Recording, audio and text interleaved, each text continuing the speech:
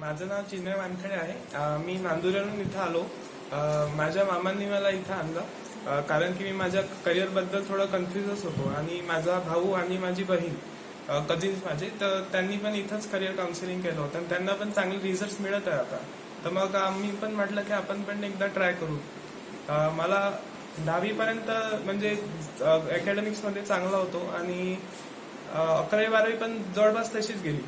12वीमध्ये थोडासा इंटरेस्ट कुठेतरी डेव्हिएट होत होता. मला वाटत होतं की यार आपली म्हणजे ॲबिलिटी आहे अशी दुसरी तर फील्ड नाही आहे आपण जे इग्नोर करत आहे.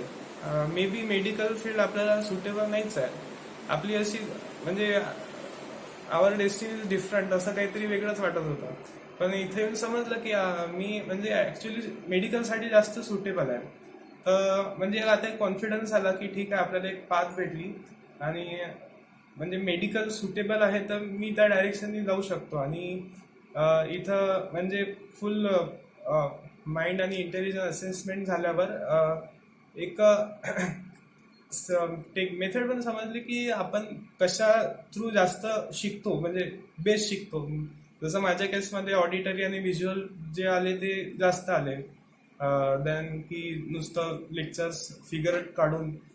तर मग असे हिंट्स भेटले की आता आपल्याला पुढे अभ्यास कसा चांगला करायचा आणि करिअर कुठे कसं वाढवायचं, त्यासाठी मी खूप आभारी आहे. Okay, very good. तू बाकी लोकांना काय मेसेज देशील?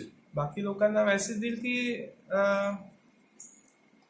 इट्स वर्थ अ ट्राय, म्हणजे must try. Okay, best of luck.